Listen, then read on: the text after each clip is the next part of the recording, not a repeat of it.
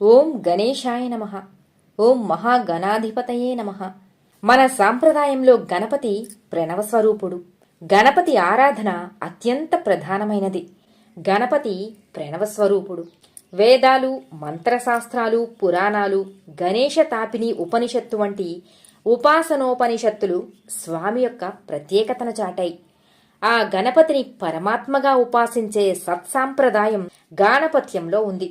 సృష్టి ఆరంభంలో వచ్చిన విఘ్నాల నుంచి బయటపడేందుకు బ్రహ్మ ప్రణవాన్ని అంటే ఓంకారాన్ని జపిస్తూ ధ్యానిస్తుండగా ఆ ప్రణవమే గజానన రూపాన్ని ధరించి సాక్షాత్కరించిందని పురాణ గాథలు చెబుతాయి. గణేశ పురాణం, ముద్గల పురాణం, మహాగణపతి దర్శనం వంటి గ్రంథాలు చాలా ఉన్నాయి. స్కాంద పురాణం, బ్రహ్మ వైవర్తాది పురాణాలలో కూడా గణపతి గాథలు, విశేషాలు ఎన్నెన్నో. ప్రణవస్వరూప వక్రతుండం అని ముత్తుస్వామి దీక్షితులు కీర్తించారు.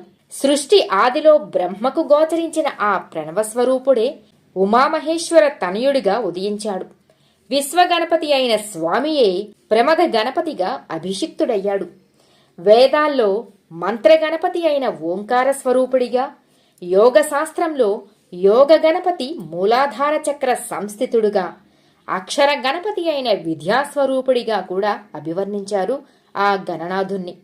బుద్ధిని తీర్చిదిద్ది నడిపించే స్వామి కనుక వినాయకుడు అయ్యాడు. శివుడి సన్నిధిలో ఉన్నవాడు కాబట్టే హేరంబుడు అని, వక్రబుద్ధులను తొలగించి బుద్ధిని సవరించేవాడు కనుక వక్రతుండు అని అనేక నామాలతో ఆ గణనాథుణ్ణి పిలుస్తాం.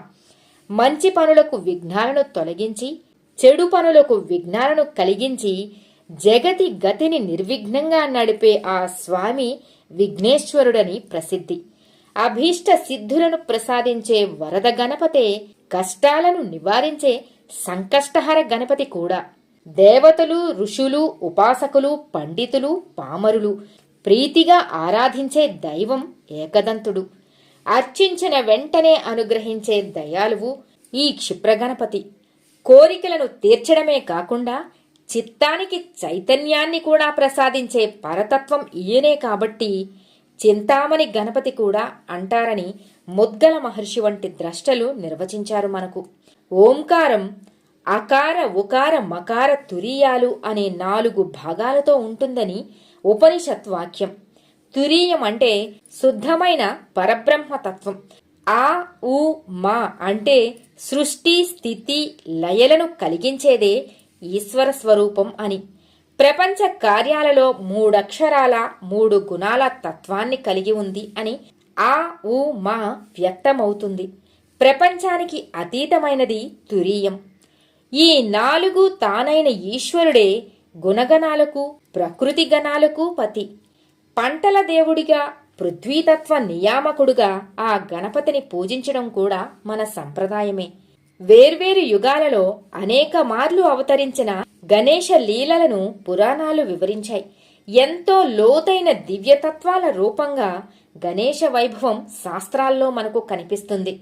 భక్తులందరూ ఇష్టంగా పూజించుకునే ఆ వరసిద్ధి వినాయకుడు జన గణ మనసులకు అధినాయకుడుగా ఈ విశ్వానికి క్షేమాన్ని కలిగించాలని ఆ అధిదేవుణ్ణి కోరుకుందాం. సర్వేజన సుఖినో భవంతు.